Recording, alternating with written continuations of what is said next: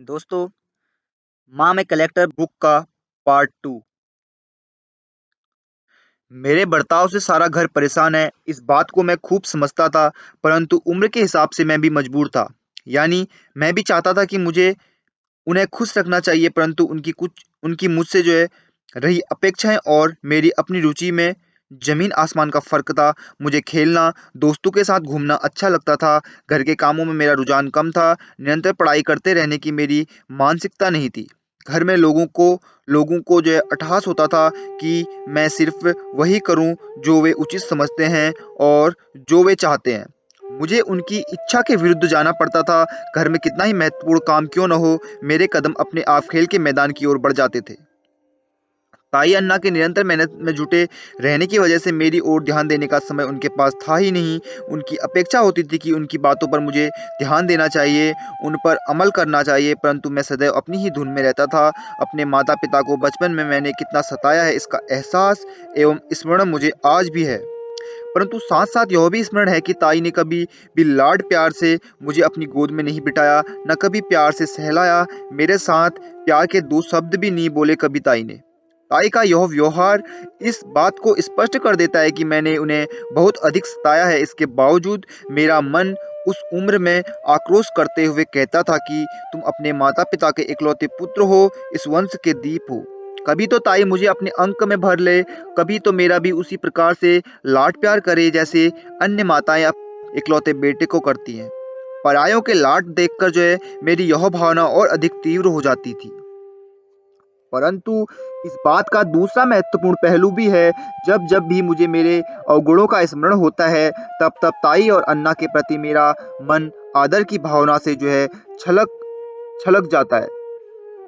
यदि समय समय पर यदि समय-समय पर वे मेरे अवगुणों के लिए मुझे सज़ा न देते, कठोर बर्ताव न करते, तब मेरे तमाम अवगुण सारी उम्र मुझसे जो है चिपके रहते। मैं कहीं का न रहता। यदि वे मेरे अवगुणों को छिपाते या लाड प्यार में उस बर्ताव की ओर जो है आनाकानी करते, तब जीवन की गलत राह पर मैं निकल जाता, अच्छे मार्ग से मैं भटक जाता। ताई अन्ना के अनुशासन में छोटी से छोटी गलत बात की जो है गलती की सज़ा अवश्य मिली थी। तब मैं पहली कक्षा में था। रोज-रोज नहाने का मुझे जो है रोज-रोज नहाना जो है मुझे पसंद न था।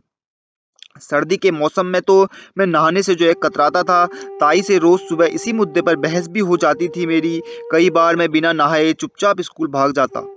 मेरे पड़ोस में स्कूल के मास्टर जी बड़ीले रहते थे। ताई ने उनसे शिकायत कर दी। उनकी डांट खाने के बाद कुछ दिनों तक नहाकर स्कूल गया था मैं। बात यह थी कि मास्टर जी रोज मेरी करधनी छूकर देखते थे कि वह गीली है अथवा नहीं। नहाने से वह गीली होनी ही थी। फिर मैंने चालाकी शुरू कर दी। सिर पर अपनी करधनी कमर में बा बंधा काला धागा गीली कर देता और बगैर नहाए स्कूल भाग जाता।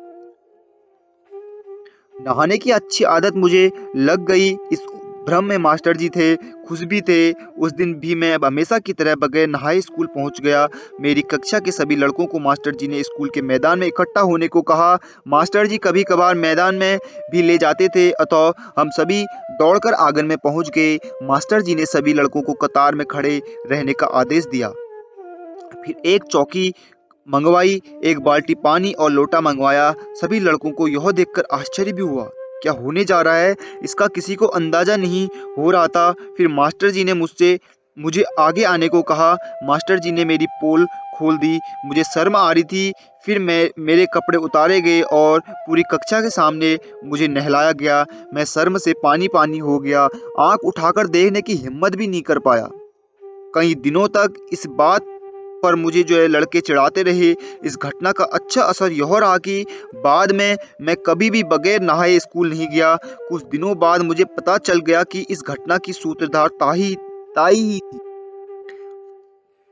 मेरी छोटी-छोटी बातों, आदतों पर ताई की बारीक नज़र रहती थी। मुझे पुस्तकें पढ़ने का बड़ा शौक था। इसी वजह से स्कूल के ग्रंथपाल से मेरी दोस्ती भी हो गई। इसका फ़ायदा यह रहा कि मुझे एक से एक अधिक पुस्तकें जो घर लाने की सुविधा हो गई। ताई जानती थी कि स्कूल में एक समय में सिर्फ़ एक ही पुस्तक दी जाती है। मेरे पास पुस्तकों का अंबार देखकर ताई के मन में आशंका पैदा हो गई।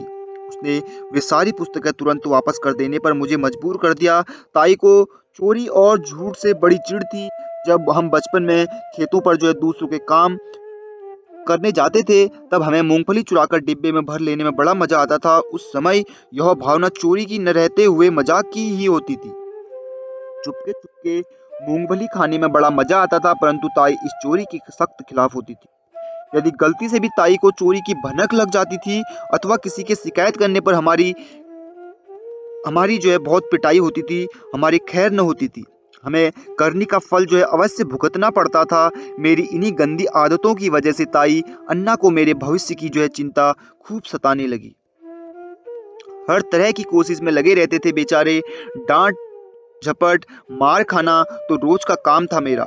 कभी कभी मुझे पीटते समय ताई भी रो पड़ती थी। ताई को रोते देख मुझे बहुत बुरा लगता था, परंतु यह पछतावा थोड़ी देर तक ही रह पाता था। फिर वही पुराना ढर्रा मेरे गलत काम के लिए। कभी कभी पास पड़ोस के बड़े बूढ़े भी मुझे डांटते फटकारते थे। उनके उनके खिलाफ घर में शिकायत करने की मेरी हिम्मत कभी नहीं थी।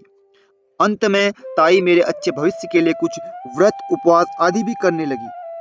मांत्रिक ओझा से ताबीज भी ले आती थी।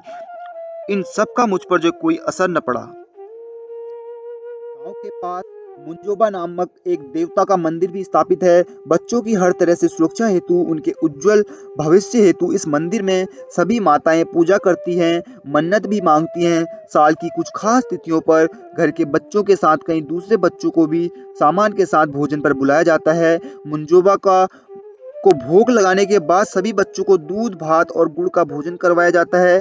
सभी बच्चों को एक कतार में पट्टों पीढ़ों पर भोजन के लिए बैठाया जाता है। उन्हें टोपी पहनाई जाती है और घर की समस्त सुहागिन स्त्रियां बच्चों को पूजन करती हैं, आरती उतारती है और उन्हें श्रद्धा पूर्वक नमस्कार भी करती हैं। इस प्रकार के भोजन में जाना मुझे खूब अच्छा लगता था। मैं हमेशा न्योते की प्रतीक्षा में रहता था, परंतु कभी कभी मेरे पल्ले निराशा भी आ जाती थी। बच्चों का मुंडन करना, मन्नतें पूरी करना, वीर का पूजन करना आदि प्रथाएं मेरे गांव में यानी खानदेश में है। यदि गांव में किसी बुजुर्ग व्यक्ति की मृत्यु हो जाती है, तब उसकी आत्मा की शांति के लिए वीर नामक प्रतीकात्मक एक मूर्ति मंदिर में स्थापित की जाती है। वीर वीर की झांकी सजती है। गांव के 4-5 लोग पुराने ढंग की सैनिकी पोशाक पहनते हैं, तलवार की नोक पर नींबू रखकर वीर के आगे नाचते हैं। पोपली का बाजा बजता है और अंत में बकरे को बलि चढ़ाकर गांव वालों को मटन का खाना खिलाया जाता है। मुंडन की प्रथा का पालन अवश्य होता है। लड़का अथवा लड़की दोनों का मुंडन उसके 7वें माह में किया जाता है। अच्छा मुहूर्त और देवी का स्थान देखकर बच्चे के बाल उतारे जाते हैं। उन बालों को नदी अथवा कुएं में अर्पित किया जाता है। इस प्रकार के सभी कार्यक्रम ब्राह्मणों की सलाह पर होते थे। यदि कोई व्यक्ति बार बार बीमार पड़ रहा है, किसी को बुरे सपने आ रहे हैं, कोई बच्चा लगातार रोए जा रहा है, तब आस पड़ोस की वृद्धाओं से सलाह लेने का रिवाज था।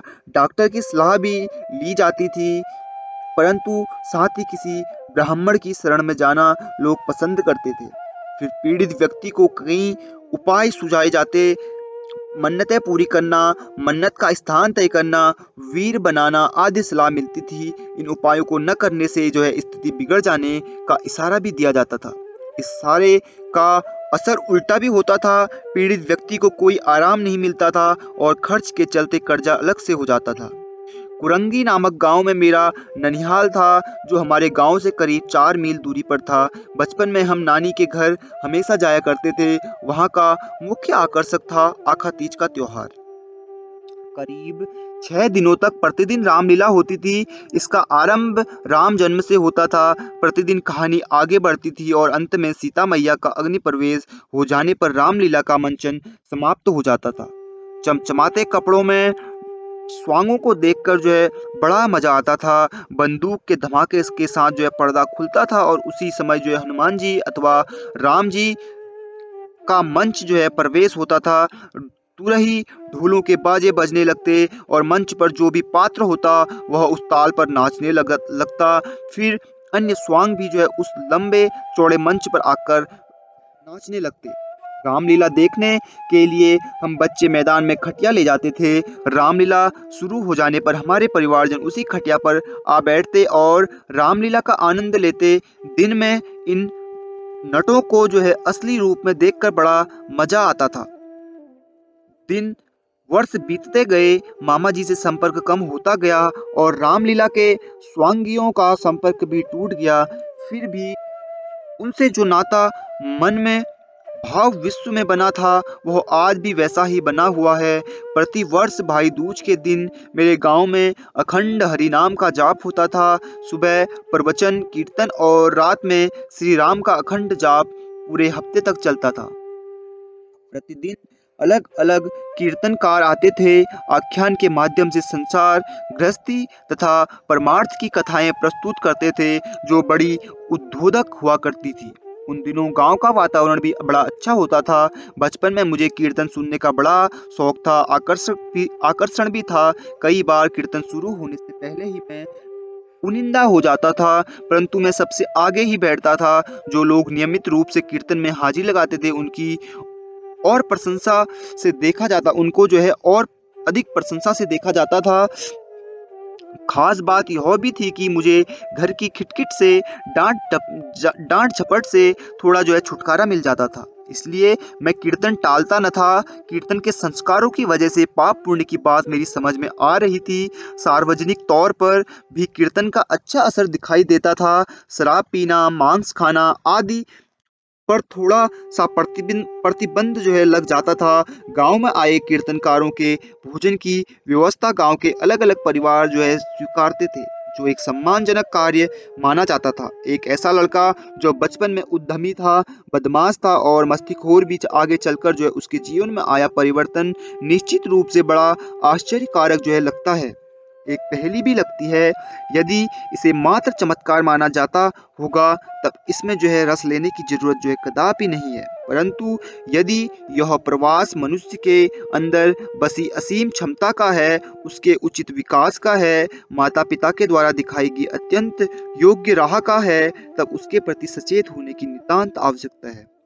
मेरे जीवन में आए परिवर्तन की पार्श्व भूमि मेरे माता पिता, मेरे दोस्त, मेरी परिस्थिति, सामाजिक आर्थिक अवस्था, परिवेश तथा मेरे जीवन को सही मोड़ पर ले आई घटनाओं पर आधारित है।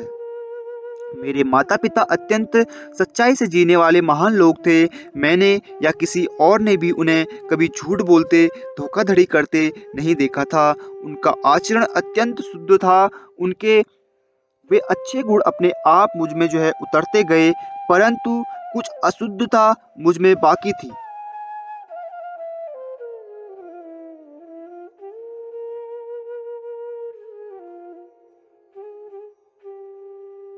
कुछ अशुद्धता मुझ में बाकी थी, यानी परिस्थिति के अनुसार मैं अपने दोस्तों से झूठ बोल लेता था। इस झूठ की अकड़ मुझ में नाम मात्र को नहीं थी, बल्कि मेरा मन मुझे अपराधी ही कहता था।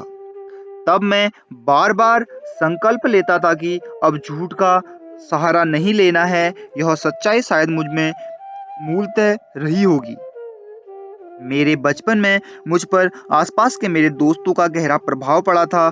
ताड़े मेरा मूल गांव है। प्राथमिक शिक्षा गांव की पाठशाला में हुई थी, अतः मेरे दोस्त मजदूर, भील, हरिजन और अनपढ़ परिवारों से थे। मैं उनकी आदतें, उनके आचारों, उनके विचारों का अनुसरण करता था, जो शायद स्वाभाविक बात थी। चोरी, झूठ, जुआ खेलना जैसी बातों का विचार भी मेरे परिवारजनों के मन को छू नहीं पाता था कभी। मुझ में ये सारी खामियाँ उन्हीं दोस्तों की वजह से आई थी, इसमें कोई शक नहीं था। सच तो यह भी है कि यह आचरण मुझ में अनायास ही हो जाता था। एक झूठ को छिपाने के लिए कई झूठ बोलने पड़ते थे मुझे, और जैसे इनका इसका चस्का लग गया था मुझे। मज़े की बात यह थी कि मेरे वे तथाकथित दोस्त बिना किसी रोक-टोक के बेखटके सहजता से गलत कामों को किया करते थे, जो शायद उनकी आदत ही बन गई थी।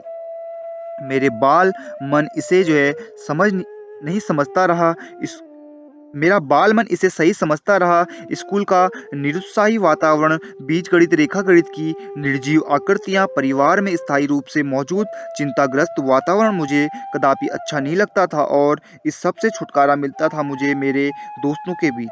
बड़ा खुश रहता था मैं उनके साथ जाकर, परंतु मुझ में और मेरे दोस्तों के बीच 2 बातों का फ़र्क जो है अवश्य था।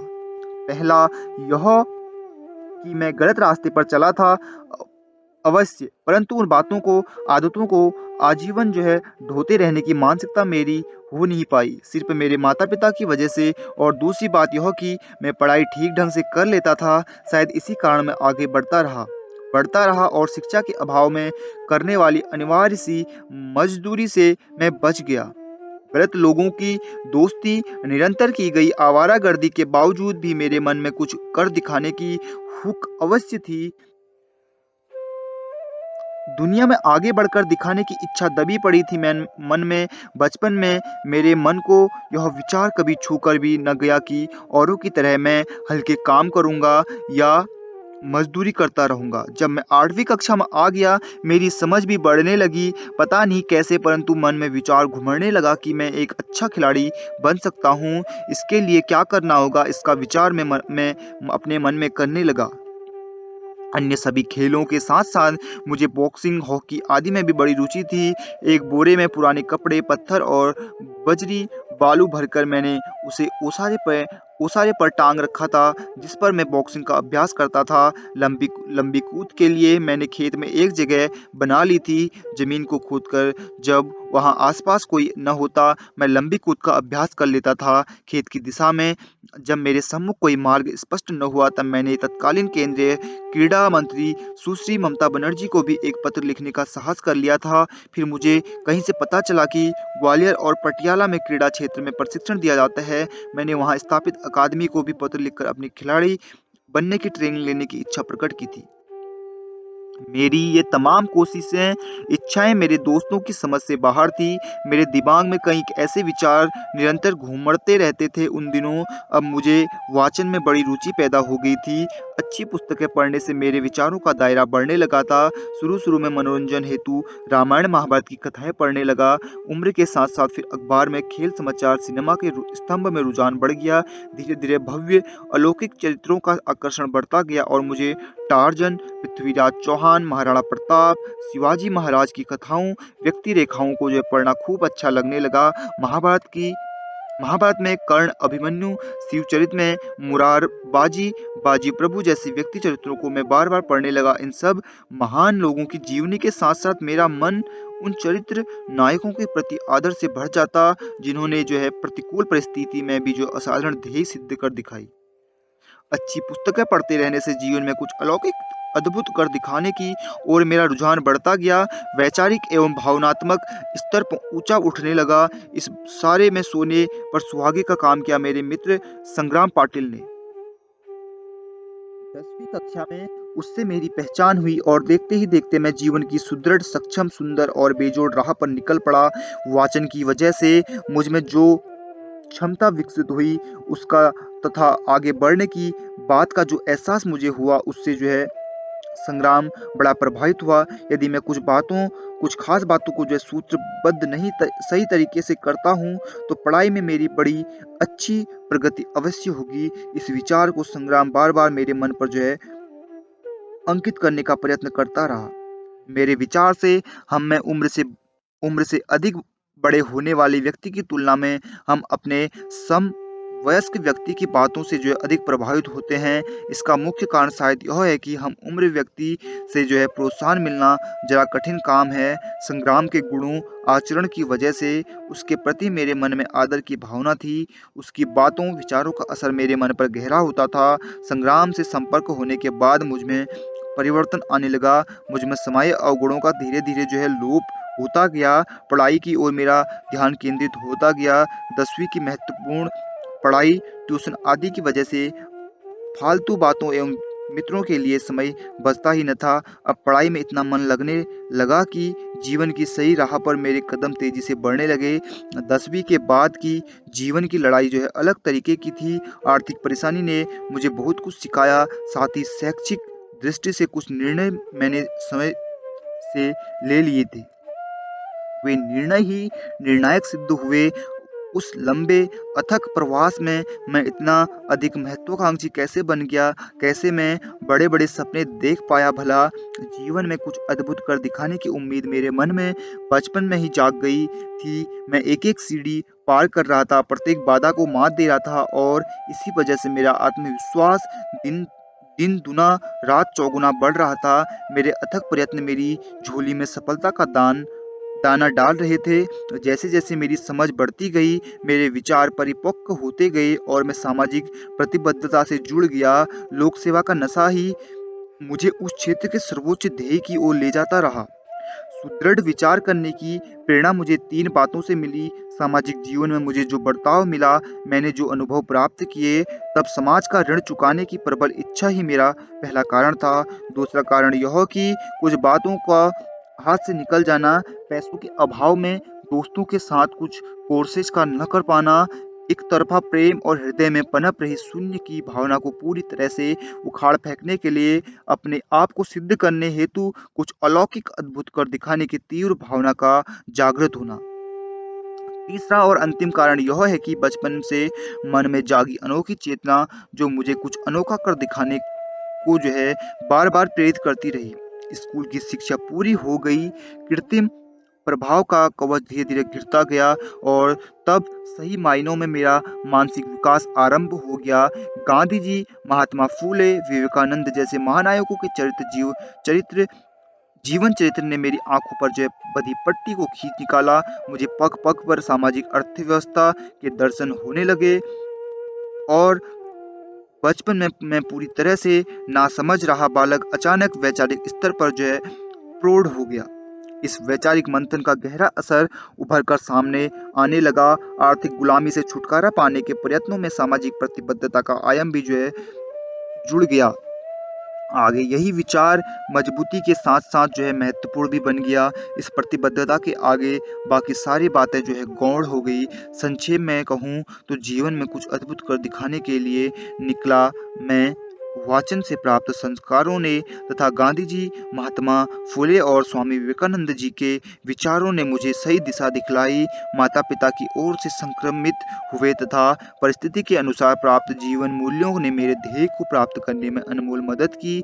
मेरी विकट पारिवारिक परिस्थिति मेरे मार्ग का रोड़ा नहीं बनी, बल्कि मिली असफलता को भी झेलने की शक्ति उसने मुझे दी। मुझे मेरी उम्र की तुलना में अधिक विचारवान बना दिया, मेरी परिपक्वता को सुदृढ़ बनाने की क्षमता प्रदान की। मेरी कड़ी मेहनत का सही हुई, तकलीफों का फल समय से प्राप्त हो गया, जो मेरी अपेक्षाओं में वृद्धि करते हुए नए आकाश को छूने की प्रेरणा जो है बन गया। यदि तुम फेल हो गए तो ताई अन्ना पढ़े लिखे नहीं थे, परंतु शिक्षा का महत्व वे खूब जानते थे। वैसे उन्हें अक्षर ज्ञान अवश्य था। हम भाई बहनों को अपनी क्षमता अनुसार पढ़ाने का प्रयास उन्होंने अवश्य किया। हमारे गांव में 5वीं कक्षा तक का स्कूल था। पास के गांव निपाड़े में हाई स्कूल था, परंतु मेरा और अक्का दीदी का दाखिला उन्होंने एरंडोल के हाई स्कूल में करवाया। बस के पास बनवाए थे हमने और हम बस से जो है एरंडोल जाया करते थे। उद्यम मस्ती आवारागर्दी करने की आदत के बावजूद अच्छे नंबरों से मेरा पास होना मेरे परिवारजनों को दिलासा देता था और वे मेरा थोड़ा सा कौतुक भी कर लेते थे। भले ही हम दोनों बस से स्कूल जाया करते थे, परंतु बस का किराया भी मेरे माता पिता को आर्थिक तौर पर पूरा करना जो है कठिन लगता था। इसलिए हर इतवार अक्का मजदूरी करती थी और मैं प्रतिदिन एरंडोल से डबल रोटी लाता था और सुबह सुबह गांव में बेचता था। 2 दर्जन डबल रोटी बेचने पर मुझे 3 रुपये मिलते थे। स्कूल जाने से पहले कई बार हम दोनों सब्जी की रोटी लेकर जो है गाँव में एक चक्कर भी लगा लिया करते थे। हमारी सब्जी की जो है टोकरी लेकर गाँव में एक चक्कर भी लगा लिया करते थे। हमारी छोटी सी कमाई का वह भी एक साधन था। इतनी मेहनत के बावजूद अक्का को 9वीं कक्षा में ही स्कूल छोड़ना पड़ा। इसके 2 कारण थे। पहला कारण था परिवार का बढ़ता खर्च और दूसरा था 2 छोटी बहनों को संभालने की जिम्मेदारी। अक्का के घर रुक जाने से कमाई तुरंत शुरू होगी। नाम लिखवा लिख तब जब स्कूल से नाम निकलवाने की बात चली, तब मास्टर जी इसके बिल्कुल खिलाफ थे, क्योंकि वह बुद्धिमान छात्रा थी। परंतु ताई अन्ना के पास कोई चारा था ही नहीं। अक्का का स्कूल असमय छूट जाना मेरे कोमल मन पर जो है आघात कर गया। मेरे गांव से एरंडोल स्कूल में जितनी भी लड़कियां जाती थी, उन सब में मेरी अक्का पढ़ाई में, आचरण एवं व्यवहार में सर्वाधिक सरस थी। मुझ पर जो है उसकी धाक थी। सारी जिम्मेदारियों को संभालते हुए वह पढ़ाई भी कर लेती। वह मेरे लिए एक प्रेरणा भी थी। उसकी अचानक स्कूल छोड़ देने पर मैं अपने आप को असुरक्षित महसूस करने लगा। जैसे मोटे काष्ठा कुंदा के सहारे पानी में तैरना आसान लगता है, परंतु यदि अचानक उसका सहारा छूट जाने से जिस तरह की असुरक्षित होने की भावना उभर जाती है, ठीक वैसा ही मैं अक्का के प्रति महसूस करने लगा। उन दिनों गांव खेड़ों से आए विद्यार्थियों को ई टुकड़ी में दाखिला दिया जाता था। 5वीं कक्षा में भी ई टुकड़ी में भर्ती किया गया था। मेरी कक्षा में सभी छात्र अहिरानी भाषा बोलते थे। हम सभी छात्र गंदा बदन, बेबंद लगे कपड़े पहनने वाले, नंगे पांव रहने वाले छात्र थे। स्कूल का माहौल बिल्कुल अलग था। स्कूल का अपना ग्रंथालय था, प्रयोगशाला भी थी। शहर में रहने वाले छात्रों के सफेद छक गणवेश, उनके सुंदर बस्ते, उनका साफ सुथरापन अलग से झलक जाता था। इन सब में मेरी अपनी छवि वाकई सर्वथा भिन्न थी। पैबंद लगी चड्डी, नायलॉन का झोला ही मेरा बस्ता था। कपड़े में लिपटी मेरी चटनी रोटी, डिब्बा आदि आदि न्यूनतम तले में दबा सा रह गया। स्कूल में पहले दिन की प्रार्थना को भूलना मेरे लिए असंभव ही है। बड़ी संख्या में कतारों में खड़े छात्र एक ही सुर में प्रार्थना गा रहे थे। शिक्षक हमें सावधान विश्राम के आदेश दे रहे थे। दाएं बाएं में हमारी फजीहत हो रही थी। मैं औरों की ओर देखकर अनुसरण की कोशिश करने लगा। मन में एक प्रकार का डर समा गया था। धीरे धीरे मैं स्कूल के वातावरण का अभ्यस्त होता गया और फिर धीरे धीरे स्कूल मेरे रंग ढंग से परिचित होने लगा। मेरे गांव से बहुत कम छात्र छात्रा एरंडोल के हाई स्कूल में दाखिल होते हैं। वे ही छात्र वहां आते हैं जिनके पास पैसा है और जिन्हें पढ़ाई की लगन भी है। बाकी सभी लड़के जो है लड़कियां 5 किलोमीटर पर बसे निपाड़े के स्कूल में जो है पैदल आते जाते हैं। एरंडोल के छात्र सुबह 9 बजे की बस से निकलते हैं और शाम 7 बजे की बस से गांव लौटते हैं। स्कूल का समय था दोपहर के 12 बजे से शाम 5 बजे तक। तब हमारे पास खाली समय बहुत होता था। यह समय जो है हम मटर गश्ती में बिताया करते। एरंडोल में इधर उधर डोलना, टोली बनाकर जो है गपशप करते रहना, क्रिकेट अथवा गुल्ली डंडा खेलना, बच्चे कंचे खेलना हमारा परम कर्तव्य बन गया। उन दिनों शाम 6:30 बजे बस अड्डे पर बस के लगते ही वहां खड़े सभी बच्चे जो है मधुमक्खियों की तरह जो है बस में घुसने की कोशिश में अपनी सीट पकड़ने में जुट जाते। पल भर में बस पूरी तरह से भर जाती थी। सीट हासिल करने में आपसी झगड़े रोज रोज होते थे। एक गांव के विद्यार्थियों के गुट के साथ दूसरे गांव के गुट में जमकर झगड़ा होता था। बस आने से पहले ही गांव के क्रमानुसार लड़कों के झुंड अपनी सुनिश्चित जगह पर बैठकर बस की प्रतीक्षा करते। कुछ दिनों के निरीक्षण से कोई भी बता सकता था कि कौन सा गुट किस गांव का है। इतनी उनकी आपसी एकजुटता थी। बस के इंतजार में वे कई विषयों पर गपशप करते और खिलखिलाकर हंसते भी रहते थे। स्कूल में गरीब गाय सा प्रतीत होने वाला छात्र भी इस टोली में जो है दिल खोल कर हंसता दिखाई देता था। इन गुटों के प्रमुख विद्यार्थियों को बड़ा मान मिलता था, क्योंकि वे कई वर्षों से स्कूल आने जाने का अनुभव ले चुके थे। नए सदस्य जो है जरा सा दबे दबे से रहते थे स्कूल में, फिर भी वे भी जो है अभ्यस्त हो जाते थे के इस माहौल से। जितना अधिक अनुभव उतना अधिक मान। बड़ी कक्षा के विद्यार्थी छोटी कक्षा के विद्यार्थियों को बड़ा परेशान करते थे। बड़े लड़कों के साथ छोटों को कुश्ती खेलनी पड़ती थी। उसका आनंद बड़ी जो है कक्षा के लड़के जो खूब लेते थे। आपसी झगड़े करवाना और हंसते हुए उसका आनंद लेना उनका हमेशा का खेल था। छोटे लड़कों को परेशान करने के और भी कई घृणास्पद तरीके थे। स्कूल के बाहर अपनी दादागिरी दिखाने वाले छात्र स्कूल में भीगी बिल्ली की तरह दुबके दुबके रहते थे। कक्षा की अंतिम बेंच पर बैठते थे। न्यूनता की भावना से घिरे, आत्मविश्वास खोई ऐसे विद्यार्थियों के सम्मुख उनका भविष्य एक समस्या बनकर प्रकट होता था। मेरे सारे दोस्त भी शैतान ही थे। हमारा ध्यान पढ़ाई के बजाय जो है अन्य बातों की ओर अधिक होता था। ताई के कड़े अनुशासन की वजह से मेरे पास पैसे कभी नहीं होते थे, परंतु मेरे दोस्तों की बात ऐसी न थी। वे पढ़ना लिखना जानते थे, अतः उन्हें घर से कुछ माल बाजार में बेचने की जिम्मेदारी सौंपी जाती थी। वे उसमें से कुछ पैसे जो है अलग रख लेते थे। स्कूल के समय में सिनेमा देखने, वीडियो देखने भाग जाते थे। होटल में खाते-पीते कभी-कभी मुझे भी साथ ले जाते। भोजन की छुट्टी का समय सिनेमा शुरू होने का समय होता था।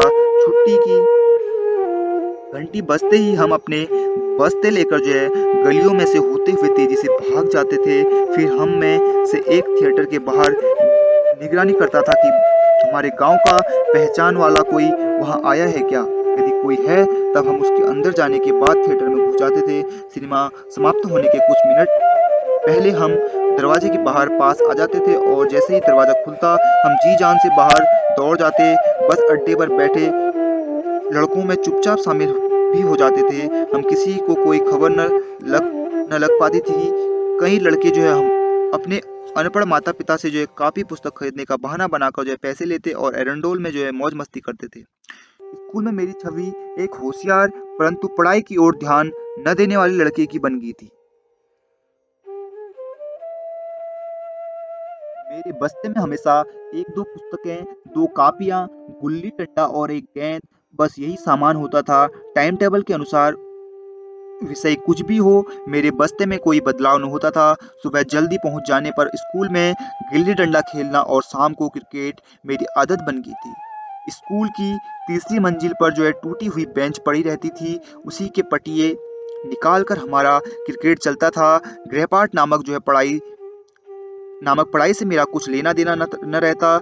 गलती से कई कभी मास्टर जी ने पूछ लिया तो अपनी अथवा ताई की अथवा किसी की बीमारी का बहाना बनाना सीख गया था मैं। यदि मास्टर जी पिटाई कर देते तो उसे सहने की क्षमता मुझ में थी। प्रयोग पुस्तिका, कार्यानुभव, निबंध आदि बहियों की खानापूर्ति सत्र के अंतिम सप्ताह में से जैसे तैसे पूरी कर लेता था। सत्र के अंत में मौखिक परीक्षा होती थी जिसमें तमाम बहियों के नंबर भी जुड़ते थे। परीक्षा के दिन किसी और की बही के पन्ने फाड़कर उस पर मास्टर जी के हस्ताक्षर करवा लेने का गोरख धंधा भी मैंने कई बार किया है। आज भी स्कूल के कुछ किस्सों की याद आने पर मुझे खूब हंसी आती है। स्कूल में सभी छात्रों की प्रगति पुस्तक हुआ करती थी। तिमाही, छमाही और वार्षिक परीक्षा में उसे पिता के हस्ताक्षर हेतु घर पर भेज जाता था। जिन दोस्तों के माता पिता अनपढ़ थे उन तक प्रगति पुस्तक नहीं पहुंचती थी, परंतु मेरे घर का अनुशासन कुछ कड़ा था। आपातकालीन स्थिति के लिए मैंने अन्ना के हस्ताक्षर की नकल सीख ली थी। आड़े समय नंबर कम मिलने पर वह मेरे खूब काम आई। ऐसे समय में मैं उसे समय से पहले ही स्कूल में जमा करवा देता था। अन्ना के ध्यान में यह चालाकी नहीं आ पाती थी। मेरी शैतानी एवं आचरण की वजह से किसी न किसी तरह मुझे सर के सामने सदैव पेश होना पड़ता था। बार-बार का सामना होने के कारण उन्हें मेरा नाम और चेहरा खूब याद रहने लगा। शैतान छात्रों की एक ब्लैक लिस्ट उन्होंने बनाई थी जिसमें मेरा नाम काफ़ी ऊँचाई पर विराजमान था।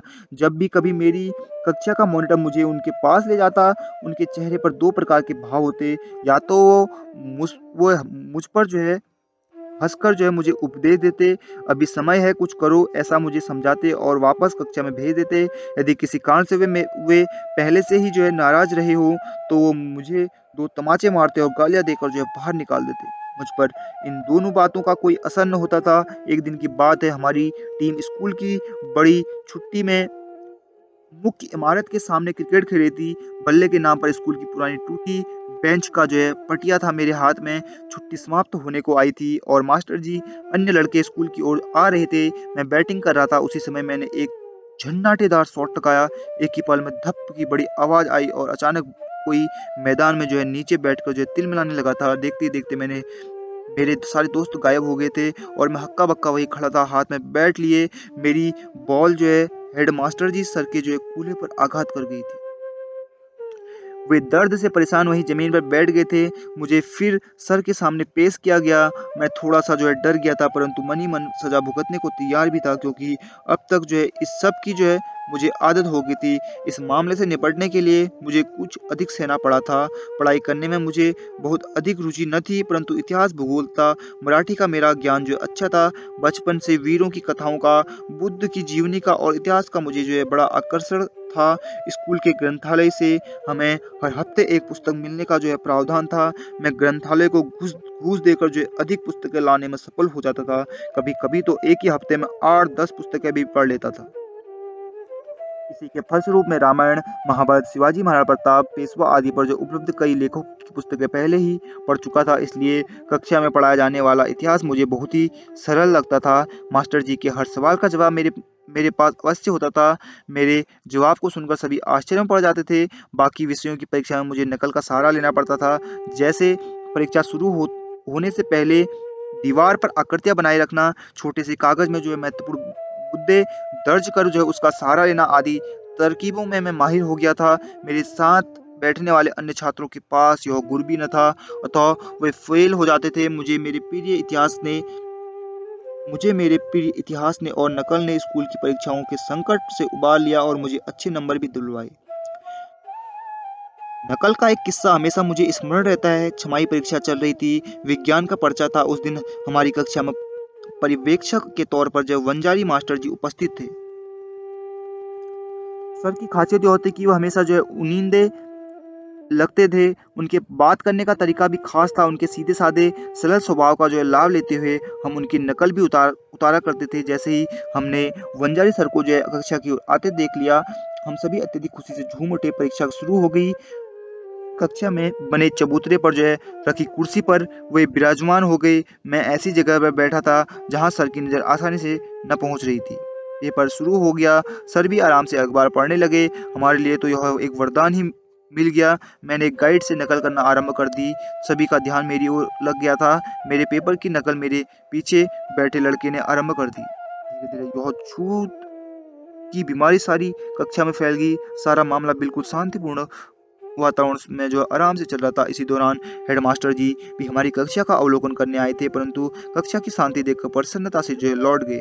मेरी अगली कतार में मेरी कक्षा का सबसे बुद्धिमान छात्र संग्राम बैठा था। हमें नकल करते देख जो है प्रतिपल उसकी बेचैनी बढ़ रही थी। उसे जो है अपना अव्वल नंबर खोना न था। उसने उससे जो है रहा न गया और उसने जो है वंजारी मास्टर जी को जो है नींद से जगाकर सारा माजरा जो है बता दिया। मास्टर जी ने मुझे अपने पास बुलाया। वे गुस्से से उबल रहे थे। उन्होंने जोर से मेरे दोनों कानों को कसकर मरोड़ा। उनका यह रूप मैं पहली बार देख रहा था। मैं डर गया था। संग्राम के चेहरे पर खुशी छलक रही थी। कैसा सबक सिखाया का भाव उसके चेहरे पर था। मास्टर जी ने तेज में आकर मुझे 4 झापड़ रसीद दिए। जितनी तेजी से वे नाराज हुए थे, उतनी ही जल्दी उनका गुस्सा ठंडा पड़ता गया। उनकी नरमाई को जो है मैंने भांप लिया और मैं तुरंत गिड़गिड़ाने लगा। शुरू में उन्होंने मुझे हेडमास्टर जी के पास भेजने की धमकी दी और मुझे पर्चा छोड़कर जो है निकल जाने को कहा, पर मैं वहीं रुका रहा।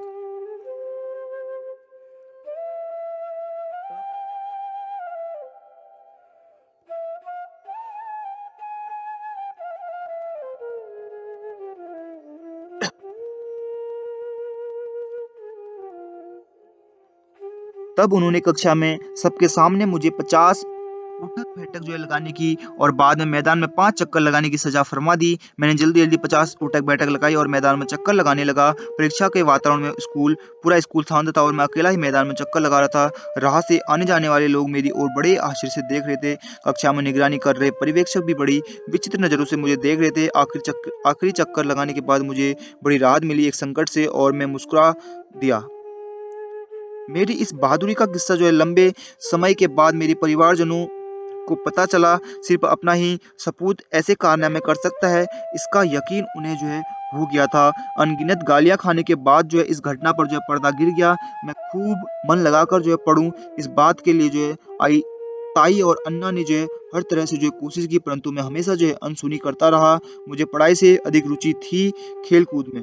परेशान होकर अंत में उन्होंने मुझे धमकी दी, यदि तुम फेल हो गए तो तुम्हें शंकर दादा के यहाँ काम पर जो है लगा दिया जाएगा। हमारे गांव में सबसे धनी व्यक्ति थे शंकर दादा, जिनके घर में 2-4 नौकर और 50 स्त्रियां जो है काम करती थी, परंतु मैं कभी फेल हुआ नहीं और शंकर दादा के घर नौकरी करने की जो है नौबत मेरे लिए जो है आई नहीं। मेरे अवगुणों को देखकर मेरे अवगुणों को देखकर वे सिर्फ एक ही आस पर जो है अपनी जीवन नैया जो है आगे ले जा रहे थे कि अभी तो यह लड़का सुधरेगा, खूब पढ़ेगा और अपना जीवन जो है सुखमय बनाएगा। मेरे इस प्रकार प्रकार के आचार एवं व्यवहार के कई कारण थे। पहली बात तो यह कि मुझे जो है पढ़ाई-लिखाई में जो है रुचि कम थी। अंकगणित, बीजगणित, रेखागणित, विज्ञान आदि विषयों को मैं मूलतः समझ नहीं पा रहा था। मास्टर जी भी जो है विद्यार्थियों के मन में जिज्ञासा एवं रुचि निर्माण करने की क्षमता न रखते थे। यदि विषय समझ में नहीं आ रहा है, तब मास्टर जी से पूछने की हिम्मत मैं जुटा ना पाता था। मन में यही डर बना रहता था कि पूछने पर जो है खिल्ली उड़ाई जाएगी। विषय को समझ लेने की कोशिश करने के बजाय उनकी ओर जो है आनाकानी करना अधिक सरल प्रतीत होता था। एक बात और भी कि जो छात्र ट्यूशन लेते थे, वे पहले से विषय को जो है अच्छी तरह से जो है समझकर जो है कक्षा में आते थे। प्रत्येक सवाल का जवाब जो है आसानी से देकर जो है कक्षा में अपनी धाक भी जमाते थे। इन्हीं समस्याओं से घिरा मैं जो कभी भी निर्बुद्ध था, पढ़ाई से दूर भागने लगा। मेरी इन आदतों का मुख्य कारण था मेरा दोस्त। मज़दूर परिवार से भील परिवार से आए इन दोस्तों के आचरण का मुझ पर जो है गहरा प्रभाव था। उनके साथ बस्ती उनके साथ मस्ती करने में मुझे खूब आनंद आता था। ख़ास बात तो यह भी थी कि उनके माता-पिता उन्हें पढ़ाई के लिए जो कभी भी डाँटते-झपटते न थे, जबकि मेरे ताई-अन्ना मुझे सज़ा देते थे। इसी बात पर मुझे खूब जो है गुस्सा आता था। ताई अन्ना को इतना अधिक काम होता था कि वो मेरी ओर ध्यान देने का समय ही उनके पास नहीं होता था। जब भी उन्हें समय निकलता, वे मुझे पढ़ाई करने की जो है याद दिलाया करते थे। मेरा मेरा बाल मन खेल-कूद की ओर अधिक आकर्षित था, इसमें कोई शक नहीं था। अच्छी पढ़ाई करके जीवन में जो है आगे बहुत कुछ करना है, यह विचार भी मुझसे जो है कोसों दूर था। मेरी स्कूल की प्रगति ने मुझे जो है ऐसा विश्वास भी नहीं कभी दिलवाया नहीं। पुस्तकों में लिखे ज्ञान को समझ लेना है और उसका जो है अभ्यास करना है, यह बात ही मेरी समझ से जो है बाहर थी। मेरी खेल की रुचि देखकर भी किसी टीम में शामिल होने का मौका मेरे स्कूल ने मुझे कभी नहीं दिया। फुटबॉल आदि जैसे खेलों में और टुकड़ी के छात्र चुने जाते थे। माता-पिता की क्षमता, ओहदा भी ऐसे चुनाव का एक निकष होता था। जब भी फुटबॉल के मैच के दौरान जो है बाल मैदान से बाहर आ जाती थी, हम देहाती गँवार छात्र उसे लात की ठोकर से तुरंत अंदर भेजने में जो है सफल हो जाते थे और ऐसा मौका मिल जाने पर मात्र से ही हमें जो अतीव आनंद मिलता था उसका वर्णन तो शब्दों से परे है। इस प्रकार का भेदभाव अन्य उपक्रमों में भी होता था। मास्टर जी के हिसाब से हम देहाती छात्र तो मूर्ख और गँवार ही थे। एक अनुभव मेरे मन को बींध गया। उस समय मैं 8वीं कक्षा का विद्यार्थी था और मुझे एनसीसी से बड़ा लगाव था। मैंने उसमें जो है भर्ती होने की ठान ली। जाँच के दौरान मेरी ऊँचाई, मेरी दौड़ने की क्षमता बिल्कुल सही होने के बावजूद मुझे चुना नहीं गया। जिन्हें चुना गया था, उन छात्रों की फ़हरिस्त पहले से ही बन चुकी थी। उस दिन मैं भी अपनी बर बस्ता पर खूब रो लिया। स्कूल में कुछ शिक्षक ऐसे भी थे जिन्हें मुझसे जो है स्नेह था और वे कहा भी करते थे कि यदि मैं मन लगाकर पढूँ तो जीवन में कुछ बहुत आगे जा सकता हूँ। हमारे बड़गुजर मास्टर जी और श्रीमती लखोटे जी मुझे प्रोत्साहन देते, मेरी प्रशंसा भी करते। उस समय की उनकी आशंकाएँ उस समय की उनकी आशाएँ, आकांक्षाएँ मुझे भ्रामक लगती थी क्योंकि मुझे अपने आप पर जो है रत्ती भर भी विश्वास न था। हमारे स्कूल में प्राइवेट ट्यूशन का बड़ा बोलबाला था और उसका असर 2 प्रकार से होता था। पहला यह कि ट्यूशन लेने वाले सभी मास्टर जी स्कूल में मन लगाकर पढ़ाते न थे और छात्र उनकी ट्यूशन में जाते थे, उन्हीं की पढ़ाई की और उनका ध्यान जो है अधिक होता था। एक बात यह भी कि उनके जो है पास अधिकाधिक विद्यार्थी जो है ट्यूशन के लिए जो है आए, इसके लिए वे कई प्रकार की जो है तरकीबें भी अपना लेते थे। गाँव खेड़ों से आए निर्धन छात्रों के सम्मुख जो है तब बड़ी समस्या खड़ी हो जाती थी। हमारे एक मास्टर जी ने सत्र के आरंभ में ही छात्रों से ट्यूशन आने का जो है आह्वान करते हुए एक आश्वासन यह भी दिया कि करीब गरीब छात्रों को मैं मुफ्त में पढ़ाऊँगा। उनके आश्वासन का अच्छा असर रहा। कक्षा के आधे से अधिक छात्र उनके यहाँ जो है पढ़ने जाने लगे। हम 3 गरीब विद्यार्थी उनके घर जो है पढ़ने जाया करते थे। कुछ ही दिनों में उनकी चालबाज़ी हमारी समझ में आ गई। वे गरीब छात्रों की मदद का ढोंग कर रहे थे। ट्यूशन के दौरान हम तीनों को जो है वे घर के काम की जो है आज्ञा देने लगे। फिर कुछ दिनों के पश्चात हम तीनों को जो है इसलिए निकाल दिया कि गया कि हम किसी काम को ठीक से जो है नहीं कर पा रहे हैं। यही आरोप हम लोगों को जो है बींध गया। उनका यह व्यवहार हमें जो है कितनी गहरी चोट दे गया, क्या कहें। हमारे स्कूल के कुछ पुराने जो है मास्टर जी वाक़ई बहुत अच्छे थे। वे खूब मन लगाकर पढ़ाते थे। विद्यार्थियों के बीच उनकी जो धाक बनी हुई थी। हमारे हेडमास्टर जी भी कड़े स्वभाव के थे, परंतु दुर्भाग्य से धीरे-धीरे माहौल और परिस्थिति जो है बदलने लगी। जिन अनुभवी लोगों को जो है शिक्षा में रुचि थी और जिन्होंने इसी लगन से जो है स्कूल की स्थापना की थी, वे पुराने वृक्ष धीरे-धीरे जो है ढहते गए और व्यवस्थापन ऐसे गीदड़ों के हाथ में आ गया, जिनका एकमात्र उद्देश्य और भगवान था पैसा। जिस स्कूल में कभी शिक्षक की गुणवत्ता को परख कर जो है उन्हें पढ़ाने का मौका दिया जाता था, वहाँ अब यह पेशा जो है नीलामी पर जो है चलने लगा था। लाखों रुपयों के बदले में पाए पद पर विराजे शिक्षकों को पढ़ाने में कोई रुचि नहीं रह गई। वे कई अन्य घपलों में लिप्त हो जाते। शिक्षा के इस पवित्र क्षेत्र में जो घुन लग गया है, वह इसे जो है बर्बादी की राह पर जो है ले जा रहा था। मेरी तरह कितने ही गरीब परिवारों की संतानें गांव खेड़ों से बाहर से शहर आती हैं अध्ययन के लिए। माँ पिता की आंखों में अपने जाए के पढ़ने लिखने का जो है उसके उज्जवल भविष्य का सपना जो है साफ साफ जो है झलकता दिखाई देता है, परंतु बच्चों के पास जो है उस लगन का पूर्णतया अभाव भी दिखाई देता है। हर तरह की न्यूनता से घिरे इन बालकों में आत्मविश्वास का अभाव होता है। स्कूल में दाखिला लेने के पश्चात उनका सामना जो है सबसे पहले होता है गणित तथा अंग्रेजी विषयों से, जो उनके लिए एक घोर समस्या है। मन में समाया डर, आत्मविश्वास का अभाव, असफल विद्यार्थियों की गलत सलाह की वजह से जो है इस समस्या की ओर देखने का उनका दृष्टिकोण जो है ये बदल गया। उन्हें यह दृढ़ विश्वास हो जाता है कि इन विषयों से जो है पार पाना उनके बस के बाहर की बात है। फिर वे जो है समस्या से भिड़ने के बजाय उससे दूर भागना पसंद करते हैं। अपने परिवार में, समाज में और स्कूल में जिस प्रतिकूल वातावरण से वे घिरे रहते हैं, वह उसके मन में हिम्मत, दृढ़ता और संकल्प का जो है निर्माण नहीं कर पाता। छात्रों को जो है लीक से हटकर जो है कुछ करने की उमंग ही जो है पैदा नहीं हो पाती है। बस उसी जो है पुरानी लीक पर जो है चलते हुए जैसे-जैसे स्कूल की अंतिम परीक्षा पास कर लेना और फिर कॉलेज भर्ती हो जाना। अध्यापक जी जो पढ़ा दें उसी को सिर्फ कंठस्थ करते हुए 5 वर्षों की पढ़ाई जैसे-तैसे जो है पूरी कर लेना और डिग्री का जो है टीका माथे पर लगवा लेना। दुःख की बात यह है कि छात्रावस्था के आरंभ काल से लेकर जो है युवक होते-होते तमाम परीक्षाओं को जैसे-तैसे जो है पार करने के दौरान यह प्रश्न कभी भी नहीं सताता है, मन में जो है उठता भी नहीं है कि हम क्या पढ़ रहे हैं, हमारी क्षमताएँ क्या हैं और हमें जीवन में क्या हासिल करना है। वही पुरानी लीक जीवन की परिपाटी बन जाती है। परिवार के एवं गाँव के शिक्षित बेरोजगार लोग तो पढ़ने लिखने वाले लोगों के लिए वाक़ई एक समस्या बन जाते हैं। वे कहते रहते हैं पढ़ने से किसी का जो है भला होता है क्या? हमारी ओर देखो, गाँठ में पैसा नहीं है इसलिए नौकरी नहीं है, घर में फोकट बैठे हैं। गाँव खेड़ों में इसी बात का जो है प्रचार एवं प्रसार होता रहता है कि सिफ़ारिश अथवा जो है रिश्वत के बगैर नौकरी मिलना जो है असंभव ही है, चाहे जितना पढ़ लो।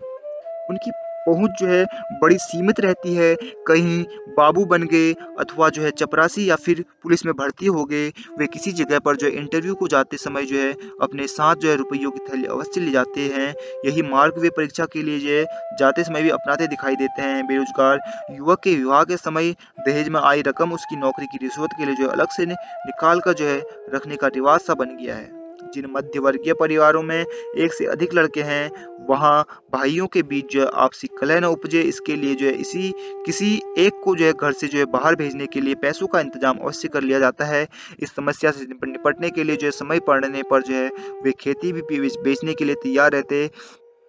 इस प्रकार के वातावरण में यदि कोई युवक जो है परिस्थिति को मात देने हेतु जो है यदि हिम्मत दिखाता है, तब उसे जो है 3 स्तरों पर जूझना पड़ता है। पहला स्तर है परिवार की मानसिकता का, परिवारजनों को पूरा विश्वास दिलवाना और दूषित विचारों को जो है उनके मन से जो है बाहर निकाल देना का काम जो है यत्नपूर्वक जो है करना पड़ता है। दूसरा स्तर है सामाजिक जो है मानसिकता का, उसकी गलत विचार पद्धति का। इससे जो है जूझना जो है ज़रा मुश्किल काम है। जो आगे बढ़ना चाह रहा है, उसका जो है आत्मविश्वास और उसकी उड़ान की आकांक्षा को ही यह सामाजिक मानसिकता जो है कुंठित कर देती है। ऐसी स्थिति में किसी भी हालत में जो है अपने ध्येय से जो है विचलित न होना ही जो है बड़ा महत्वपूर्ण जो है काम है। तीसरा और अंतिम स्तर अपने ध्येय से जो है चिपके रहने का है। इस स्पर्धा में सफलता पाने के लिए जो है पूरी तरह से जो है अपने आप को उसमें जो है झोंक देना, अन्य प्रतिस्पर्धियों जितनी ही मेहनत करनी है। यानी पहली स्पर्धा है मानसिक स्तर पर, जो वाक़ई बहुत कठिन प्रतीत होती है। इससे पहले पार पाओ। दूसरी लड़ाई के प्रत्यक्ष जो है आमने-सामने। हाँ, आपका ध्येय स्पष्ट है और सारे प्रयत्न आपके हाथ में हैं। कोशिश करने पर निश्चित रूप से यह बात आपके बस की है। तब मैं 8वीं या 9वीं कक्षा में था शायद, जब मुझे मेरी जो है बदलती मानसिकता का एहसास पहली बार हुआ था। किशोरावस्था की दहलीज पर मेरे कदम पड़े थे। पहला विचार यह आया था कि क्या लड़कियां मेरी ओर देखती हैं, मेरे बारे में आपसी चर्चा करती हैं। इस मामले में मेरा मन जो आशंकित भी था। चुपके-चुपके लड़कियों पर नज़र डालना, यदि किसी लड़की ने मुझे माँगा तो तुरंत यदि किसी लड़की ने कुछ माँगा तो तुरंत उसे जो है देना, आदि-आदि बातें जो है सहज रूप से चलती थी। मेरी कक्षा की एकाध लड़की मुझे जो है अच्छी लग जाती, फिर चुपचाप उसे निहारना, उसके बारे में जानना आदि भी जो है चलता था। कई बार जो है हम दोस्त आपस में जो है लड़कियों के शारीरिक अंगों की चर्चा करते। कभी-कभी मेरी जिज्ञासा तीव्र होती। मेरे ग्रुप के कई लड़के जो है शारीरिक संबंधों, गुप्तांगों की चर्चा भी करते। मेरे लिए यह सब अनोखा होता, अजूबा भी होता। फिर मैं भी जो है अपनी सेकी बघाड़ने के लिए जो है मनगढ़ंत किस्से जो है सुनाने लगता। गाँव में चल रहे इस प्रकार के किस्सों की चर्चा जो है हमें बड़ी अच्छी लगती थी। कई बार जो है इस प्रकार के किस्से जो है झूठ पर आधारित भी होते थे। जब मैं 10वीं कक्षा में आ गया, मुझे एक लड़की जो है अच्छी लगने लगी। हम गणित की ट्यूशन के लिए जो है एक ही मास्टर जी के घर जाया करते थे। वो लड़की थी गोरी-चिट्टी, साफ-सुथरे कपड़े पहनती थी और मेरे कपड़े जैसे-तैसे धुले होते थे। अपना बस्ता और खाने का डिब्बा सँभालते हुए मैं चोरी-चोरी जो है उसे निहार लेता। वह अपने भाई के साथ जो है आया करती थी। गेट से जो है क्लास तक आने तक मैं उसे कई बार देख लिया करता था, परंतु 10वीं के पूरे साल में मैं उससे जो है एक बार भी बात करने की हिम्मत जुटा ना पाया था। वार्षिक परीक्षा में वह कभी-कभार दिखाई दे जाती और मेरा मन आतुर हो उठता। परीक्षा के बाद हम दूर चले जाएँगे, यह विचार मन को जो है कुछ बेचैन कर जाता था। मैं 10वीं की परीक्षा अच्छे नंबरों से पास हो गया। एरंडोल में मैंने जब 11वीं में एडमिशन ले लिया, तब देखा कि वह भी वहीं आ गई है अपनी अगली पढ़ाई के लिए। अब मेरी वाक़ई कड़ी परीक्षा का समय आ गया। मेरा भावुक मन जो है अब सपने भी बुनने लगा। मेरे निकट के दोस्त जो है इस माजरे को भाप गए। मैं मन ही मन जो है कई योजनाओं का जो है आयोजन करता, कई-कई बातें सोचता, परंतु उससे सामना भी हो जाने पर मेरे मुँह से जो है एक शब्द भी ना फूटता। उससे जो है उस लड़की से सामना हो जाने पर जो है मेरे मुँह से जो है एक शब्द भी न फूटा। उसे अपनी ओर आकर्षित करने के जो है कई तरीके अपनाए, परंतु सब कुछ व्यर्थ रहा। आगे उसके बारे में कई अफ़वाहें सुनने में आई। कई लड़के इस बात का जो है प्रचार जानबूझकर जो करने लगे कि किसी की और वह किसी की ओर आकर्षित हो गई है। यानी इस पूरे मामले में मैंने हार मान ली। मैं धराशायी हो गया। पढ़ाई की ओर से मेरा ध्यान जो है पूरी तरह से हट गया था। मेरे मन मस्तिष्क में मात्र उसी का विचार निरंतर मंडराता रहा। 12वीं की परीक्षा के लिए जब मैं धुलिया चला गया, तब ही इस कहानी का जो है अंत हो पाया। आगे चलकर कभी-कभार उसके संदर्भ में कुछ बात होती थी, तो मेरा मन ज़रा-सा बेचैन अवश्य हो जाता था।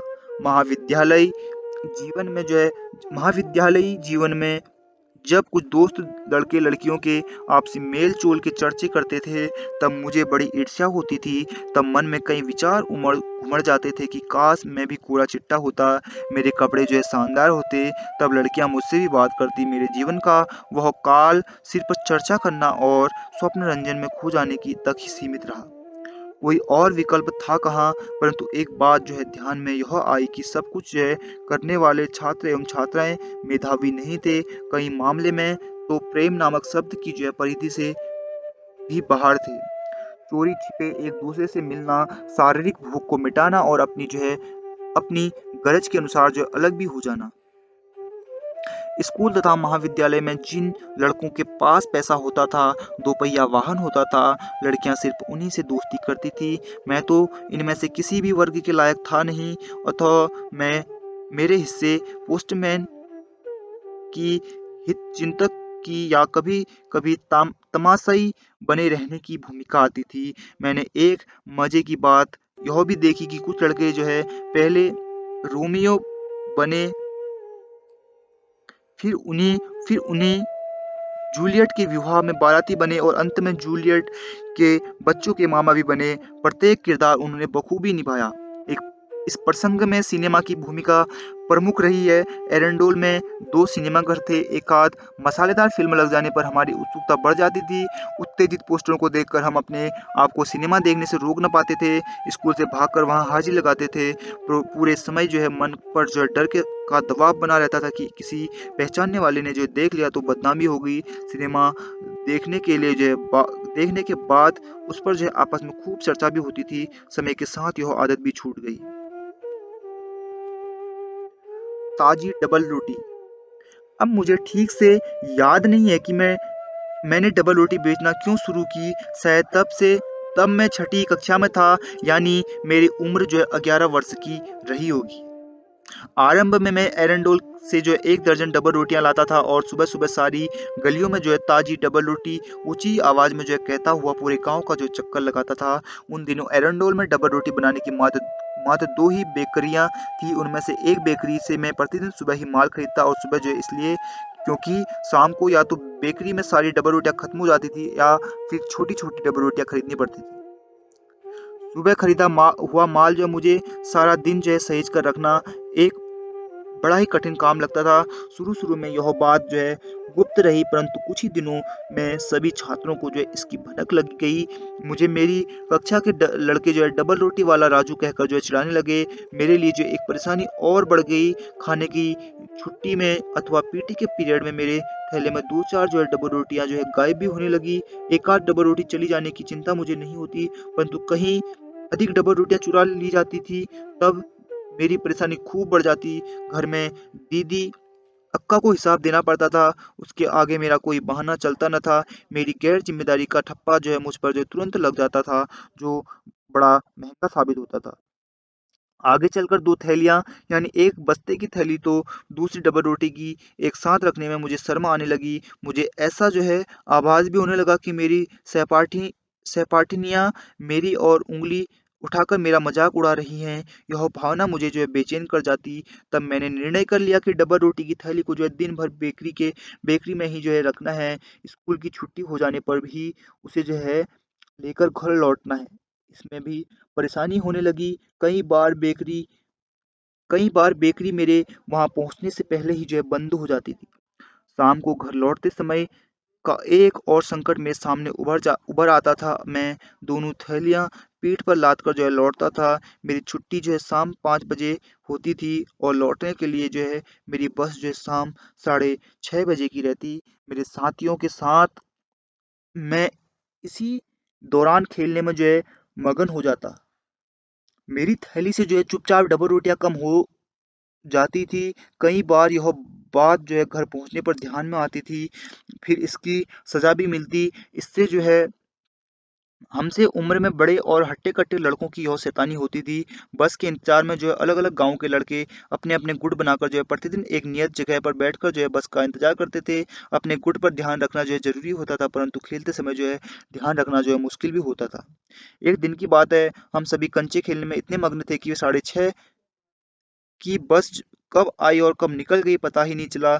जब ध्यान गया तो पाया कि मेरे गांव के सारे छात्र जो है निकल गए हैं। दूसरी बस पकड़कर जो है घर पहुंचने में रात के 10 बज गए। मैंने ताई को कहा कहा भी कि पढ़ रहा था और बस कब निकल गई पता ही नहीं चला। ताई को इस बात पर जरा भी विश्वास न हुआ और उस दिन मेरी अच्छी धुलाई हो गई। उस समय मैं 8वीं कक्षा में था जब अक्का का विवाह हो गया। अब तक मेरा डबल रोटी बेचने का व्यवसाय ठीक तरीके से चल रहा था, क्योंकि अक्का ही सारा हिसाब किताब रखती थी। कितना माल बिका, कितना उधार रहा, आदि का हिसाब करने के बाद वह महीने के अंत में जो है बस के नए पास के लिए पेन अथवा कॉपी आदि के लिए जो मुझे पर्याप्त रुपये देती थी। डबल रोटी की चोरी की वजह से जो है कई बार जो है इस गोरख धंधे में जो है खोट भी आ जाती थी। तब मुझे डांट ताने सुनने पड़ते थे। भविष्य में जो है तुम कुछ कर न पाओगे, अपनी बीवी को भी संभाल न पाओगी, आदि बातें जो है सुनने के बाद ऐसी घटनाओं पर जो है पर्दा गिर जाता था। मौसम बारिश का हो अथवा सर्दी का, प्रति सुबह जो है 6 बजे मुझे जो है डबल रोटी बेचने के लिए घर से बाहर निकलना ही पड़ता था।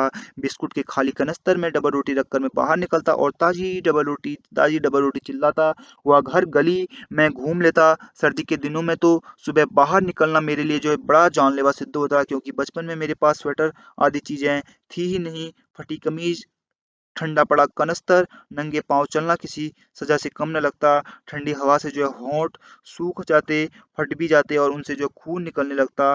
जो हाल होंठों का, उससे बदतर हाल पैरों का। रास्ते में कंकड़ चुभते और फटी बिवाइयों से खून खून जो है रिसने लगता। यदि घर से निकलने में देर हो जाती थी तो उसका जो है असर मेरी बिक्री पर अवश्य होता था। सर्दी में बिस्तर में दुबक जाने का उन सुख जो है उन दिनों मेरे नसीब में था नहीं। गर्मी के दिनों में कोई तकलीफ न होती थी। सुबह की ठंडी हवा में खूब आनंद आता था। मेरे गांव में और भी लड़के डब्बा रोटी बेचने का काम करने लगे। तब आपस में जैसे होड़ सी लग जाती। जो सबसे पहले निकल पड़ता था उसकी बिक्री भी अच्छी होती थी। यदि किसी गली से अपने प्रतिस्पर्धी की जो है गुहार सुनाई दे जाती तो मैं तुरंत दूसरी गली में अपना माल लेकर जो है मुड़ जाता था। कभी कभी हम लोगों का जो है आपस में झगड़ा भी हो जाता था। हमारे गांव में जो है कुछ ऐसे परिवार भी थे जहां रोज रोज जो है डबल रोटी खरीदी जाती थी। मैं किन्हीं बातों पर जो बारीकी से ध्यान रखता था। किस घर में मेहमान आए हैं, किस घर में छोटे जिद्दी बच्चे हैं, आदि आदि।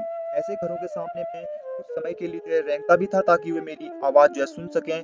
डबल रोटी के छोटे से व्यवसाय ने जो है मुझ में आत्मविश्वास जगाया, आत्मनिर्भरता की लगन मुझ में जगाई। जीवन में जो है अवश्य कुछ कर सकता हूँ, जीवन में मैं कुछ अवश्य कर सकता हूँ, ऐसा विश्वास जो है इतना प्रबल हो गया कि डबल रोटी के साथ साथ मैं अन्य छोटी मोटी वस्तुएं भी बेचने लगा, जैसे पतंग, राखियां आदि। उन दिनों एक डबल रोटी के दाम होते थे 4 आने यानी 25 पैसे। 25 पैसे। तब छुट्टे पैसों की समस्या भी जो है कभी कभी पैदा हो जाती थी। कुछ लोग जो है 10 रुपये का नोट अथवा 50 100 के नोट भी निकालते। मेरे हमेशा के कुछ ग्राहक जो है उधारी पर जो है माल लेते, परंतु पैसे देने में बड़ा परेशान करते। कभी कभी तो वे उधारी भूल भी जाते। कुछ लोग जो है झूठ भी बोलते। इन सभी बातों की वजह से मेरी परेशानी वाकई बढ़ जाती थी। कई लोग ऐसे भी मिले जो मेरी ओर उंगली के से इशारा करते हुए अपने बच्चों से कहते, देखो उसे डबल रोटी बेचकर जो है पढ़ रहा है। जब वे मेरी प्रशंसा करते तब मेरा मन जो है खुशी से भर जाता। वैसे अधिकांश लोग मेरा मजाक भी उड़ाया करते थे। डबल रोटी बेचने की वजह से मेरी प्राथमिक जो है जरूरतें पूरी हो जाती थी। जब तक अक्का का विवाह नहीं हुआ था वही सारा हिसाब रखती थी, परंतु उसके बाद मुझ पर जो है कोई नियंत्रण रखने की फुर्सत किसी के पास नहीं थी। ताई अन्ना तो अपने कामों में ही जो है उलझे रहते थे। उन्हें शायद यह विश्वास हो गया था कि मैं अपनी जिम्मेदारी समझने लगा हूँ, परंतु यह उनकी गलतफहमी ही थी। हाथ में थोड़ी सी नगद रकम होने के कारण मुझे जो है जुआ खेलने की आदत लग गई। इस गंदी आदत की शुरुआत जो है उत्सुकता के तहत हो गई थी। जुए में जीती रकम से ही आगे जुआ खेलना है, मैंने नियम सा बना लिया था। परंतु यह लत तो खाई में ही धकेलती है। आगे मैं डबल रोटी से प्राप्त रुपये भी इसमें गंवाने लगा।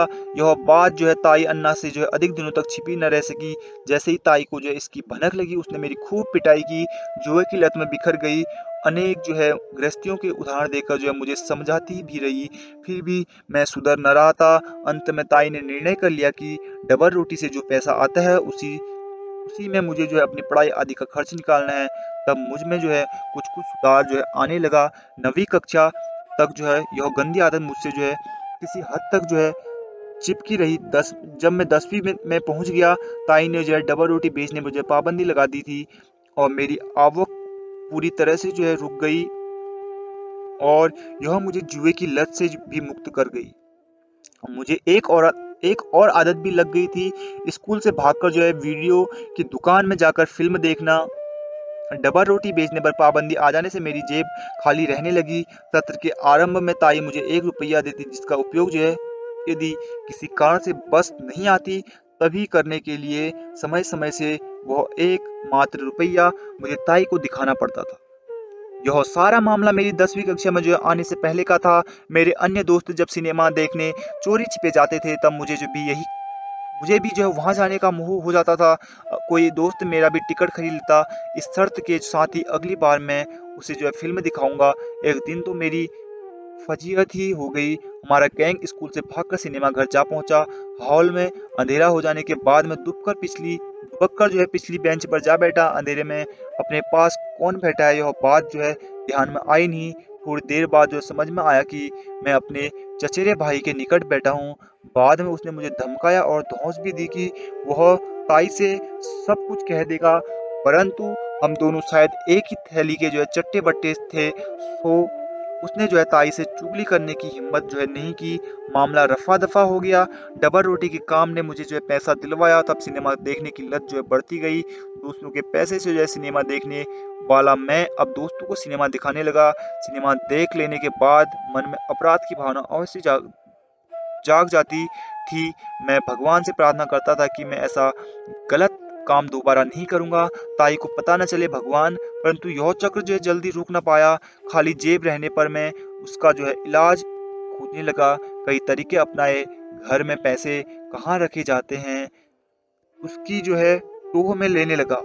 जगह जगह मालूम हो जाने पर चुपके से कुछ पैसे चुराने भी लगा। परंतु जब ताई को अनुभव हुआ कि हिसाब में कहीं कुछ गड़बड़ है, तब मुझ पर जो है शक किया गया और साथ ही मुझ पर जो है नजर रखी जाने लगी। अब मैं चोरी इस चतुराई से करने लगा। अक्का अपनी मेहनत के पैसे जो है एक डिबिया में जमा करती थी।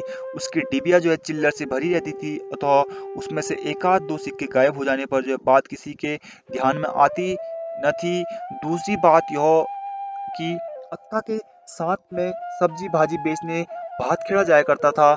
मूली, हरी मिर्च, मेथी, हरी प्याज, बथुआ आदि हम बेचते थे। सब्जी बिक जाने के बाद जो है हम अक्का की सहेली के घर रुक जाते थे। दोनों सहेलियां जो है जब गपशप में लगी रहती तब मैं कुछ सिक्के चुरा कर जो है भाग जाता था। परंतु यदि अक्का ने पहले से पैसे गिनकर रखे होते, तब मैं जो है मन महसूस कर जो है रह जाता।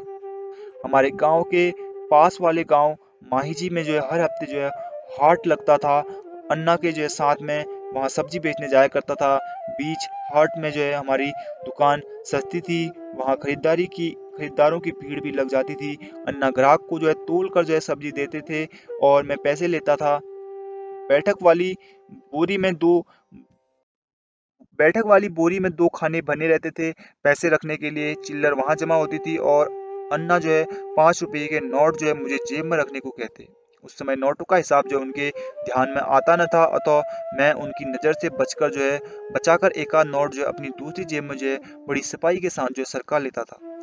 बाजार भरने से पहले जो है अन्ना मुझे शंकर भैया के होटल में जो है सेव चिवड़ा भरपेट खिलाया करते थे। बड़ा मजा आता था। इन्हीं अच्छे कारणों की वजह से मुझे जो है अन्ना के साथ जो है माही जाना खूब अच्छा लगता था। मुझे हाट के दिन का बड़ा बेसब्री से इंतजार रहता था। पैसा हड़प करने के कई ऐसे गुर मेरे पास थे कि जहां शक की कोई गुंजाइश रहती न थी। खानदेश में किसी घर में यदि विवाह नामकरण जैसे समारोह का निमंत्रण आता था, तब यजमान को भेंट में जो है रुपये देने का रिवाज है। यजमान के लिए जो है यह बड़ा अच्छा रिवाज तो है ही, परंतु मेरे लिए जो है उन दिनों यह वरदान साबित होता था। वहाँ की प्रथानुसार इसे जो है पैसे बजाना कहा जाता है। ऐसे समारोह में जाते समय जो है ताई अन्ना मुझे जो है 5 रुपये अथवा 10 रुपये पैसे बजाने के लिए जो है देते थे। मैं इसे जो है प्रत्येक समारोह में जो अवश्य जाता था। भोजन के लिए जो अवश्य रुक जाता था। पैसे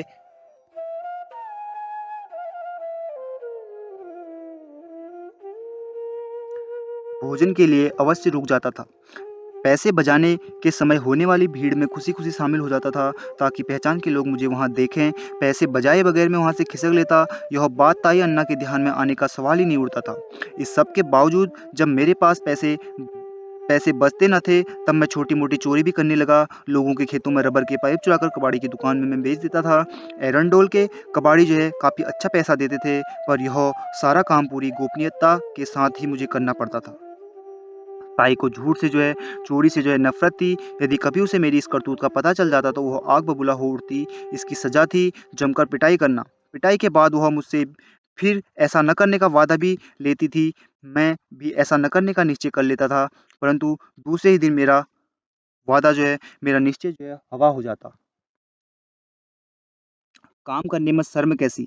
मैंने अपने जीवन में विवश मजदूरों का जीवन जो है निकट से देखा है और जाना भी है। बहुत ही कम समय, कम आय में जो है अपनी गृहस्थी जैसे-तैसे चलाने वाले लोग जो है ब्याज के बोझ तले दबे असहाय, अशिक्षित गरीब परिवारों में ही मेरा आना-जाना रहा है। इन परिवारों की एक आम सोच यह भी है, जिसके घर से अधिक बच्चे जन्मते हैं, उस घर में जो है कमाई करने वाले हाथ भी जो है अधिक जुट जाते हैं। इन परिवारों में जो बच्चे स्कूल जाने के बजाय जो है अपने छोटे भाई-बहनों को सँभालने के लिए जो है घर में ही रुक जाते हैं। कुछ बड़े हो जाने पर जो है माता-पिता के कामों में हाथ बटाते हैं। मैं भी इन्हीं में से एक था। अपने बचपन से मैंने ताई और अक्का को जो है दूसरों के खेत में मज़दूरी करते देखा है। जब भी घर में पैसे की बहुत तंगी हो जाती, समस्या पैदा होती थी, तब मेरे मन में जो है कमाई करने की तीव्र इच्छा जागृत हो जाती। अपने परिवार को मदद करने को जो है खूब मन करता। फिर मैं ताई अक्का के हाथों में जो है हाथ फिर मैं ताई अक्का के कामों में जो है हाथ बटाता था। जब मैं 5वीं कक्षा में था, मुझे जो है पहली बार कमाई करने का अवसर मिला। मुझे दीपावली की छुट्टियों में जो है कपास के खेत में कपासी चुनने का मौका करने का जो है मौका मिला। गाँव में जो है कुछ ज्ञानी लोग ऐसे भी थे जो लड़कों को जो है काम पर रख लेते थे, ताकि अपनी जो है मर्ज़ी के अनुसार जो है ज़रूरत से ज़्यादा जो है काम उनसे करवा लेने में जो है आसानी रहती थी। मुझे ₹2.5 और रोज़मर्रा पर जो है काम मिल गया। अपनी क्षमता दिखाने के लिए जो है शुरू-शुरू में मैं बहुत जल्दी-जल्दी हाथ चलाने लगा और इसी के परिणामस्वरूप मैं एक अच्छा लड़का कहलाने लगा। सारा दिन काम करना बाऊ लगता था, परंतु जो अपने हक की मज़दूरी मिलने की जो है खुशी भी बहुत होती थी। कपासी बीनते-बीनते खाली समय में खेत में जो है लगी बेर, इमली आदि चीज़ें जो है खाने का आनंद तो अलग ही था। कई बार मैं अपने जो है हिस्से का काम फुर्ती से जो है निपटा कर जो है खेतों की मेड़ पर जो है इमली, बेर आदि जो है खाने के लिए जो है भाग जाता था। खेतों में गाँव की बहू बेटियाँ भी काम करने के लिए आती थी। वहाँ बहुओं को जो है अपने दुःख, यातनाएँ जो है तकलीफ़ें आदि को जो आपस में बाँटने का जो है अपना मन हल्का कर लेने का जो अच्छा मौका मिल जाता था। काम करते-करते जो है अपने दुखों को जो है अनुभवों को उड़ेलने के साथ-साथ सयानी महिलाओं से सांत्वना, सलाह आदि भी जो है मिलती थी। आपस में अपने मतों का प्रदर्शन भी हो जाता था। आपसी चर्चाएँ मेरे ज्ञान को जो है और भी बढ़ा रही थी। अनोखा अनुभव प्राप्त हो रहा था। बहुओं को खेत में काम करने का मौका मिलना, यानी उनके लिए जो है घर की कैद से कुछ घंटों का छुटकारा मिलना ही होता था। इन चर्चाओं को सुनने से पहले गांव के कुछ परिवारों लोगों के प्रति मेरे मन में आदर की भावना थी, परंतु उनके दुर्व्यवहार का पता चल जाने पर जो है उनकी ओर देखने का मेरा दृष्टिकोण ही बदल गया। इन विषयों के अलावा वे आपस में जो है कई प्रकार की चर्चाएं करते करते जो है अपने काम में जुटी रहती। कभी कभार मैं भी अपना मत प्रदर्शित कर देता था। दिन भर काम करने के पश्चात शाम को कपास से लदी बैलगाड़ी में बैठकर मैं घर लौटता था। नर्म कपास पर आराम से बैठकर जो है आना अथवा खुद बैलगाड़ी चलाना जो है मुझे खूब अच्छा लगता था।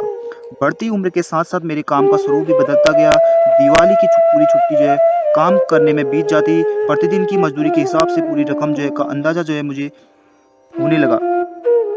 दीपावली में मिले पैसों में ज़रूरत के हिसाब से एक आध हाफ पैंट अथवा कमीज खरीदी जाती थी मेरे लिए। गर्मी की छुट्टियों की कमाई में अगली कक्षा की पुरानी पुस्तकें खरीदी जाती थी। जब मैं छोटा था, उम्र के हिसाब से मुझे जो है आधी मजदूरी दी जाती थी, परंतु मेरे काम की क्षमता को देखकर जो है जल्द ही 8वीं-9वीं में मुझे पूरी मजदूरी मिलने लगी थी। उस उम्र में मैं किसी बड़ी उम्र वाले व्यक्ति से जो अधिक काम करने लगा था। वे स्त्रियां जो 12 महीने मजदूरी करती थी, वे काम के प्रति जो कुछ सुस्त थी। काम पर जो है देर से आना, 2-4 बार पानी पीना, कलेवा नाश्ता आदि करने में वे काफ़ी समय गँवाती थी, परंतु मैं ऐसा करना पसंद नहीं करता था। अपना निजी काम समझकर मैं जो है काम में जो है भिड़ जाता था। इसलिए जो है छुट्टी के दिन भी मुझे जो है काम पर बुलाया जाता था। दिवाली एवं गर्मी की छुट्टियों के अलावा जो है अन्य छुट्टियों के दिन भी मैं काम करता रहा। हमारे जो है अपने छोटे से खेत में जो है काम करने के लिए जो है जब बाहर से मजदूर नहीं मिलते, तो ताई जो है हमें स्कूल नहीं भेजती थी। हम अपने खेत का जो है पूरा काम करते थे स्कूल से। यूँ छुट्टी लेना मुझे अच्छा नहीं लगता था, परंतु ताई के आगे मेरी एक न चलती। खेतों में मैं कई काम करना सीख गया था। कपास बीनना, प्याज बोना, निंदाई गुड़ाई आदि कामों में को भी मैं करने लगा था। ईख को बांधना, कुआं खोदने में मदद करना आदि काम भी मैं करने लगा था। इनमें से कुछ काम ऐसे भी थे जो सिर्फ अनुभवी लोग ही ठीक से कर पाते थे। जैसे प्याज की रोपाई एक वाकई कठिन काम है, परंतु इस काम में मैं माहिर हो गया था। प्याज की बुआई में 2 रुपये अधिक की मजदूरी मिलती थी। कई बार खेत के काम में हमारा पूरा परिवार जुट जाता था। प्याज अथवा मूंगफली उखाड़ने के काम में मैं और अक्का भोर में ही खेत पर पहुंच जाते और जुट जाते थे। ताई बाद में नाश्ता लेकर जो है खेत पर जो है आती थी। अलग अलग मौसमों के अनुसार खेत का काम चलता था। बरसात के मौसम में कपासी तथा प्याज की बुआई होती थी। सर्दी के दिनों में बाजरा ज्वार की कटाई होती थी। कपासी बिनना, गन्ने को बांधना आदि काम चलते थे। गर्मी के दिनों में खेती का खास काम कुछ न होता था, परंतु खेतों के से जो है कचरा उठाना, बांध खोदना, कुआं खोदना आदि काम चलते थे। किसान की संतान को जो है इन कामों के प्रशिक्षण की जरूरत नहीं होती थी। वो अपने आप जो है काम पर जो है आ जाता था।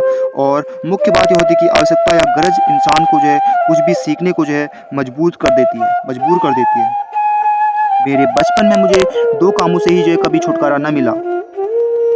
मेरे बचपन में मुझे दो कामों से कभी छुटकारा नहीं मिला। पहला काम था चूल्हा जलाने के लिए लकड़ी कंडों का इंतजाम करना, और दूसरा काम था डबल रोटी से सब्जी बेचने का जो है सुबह सुबह निकलना।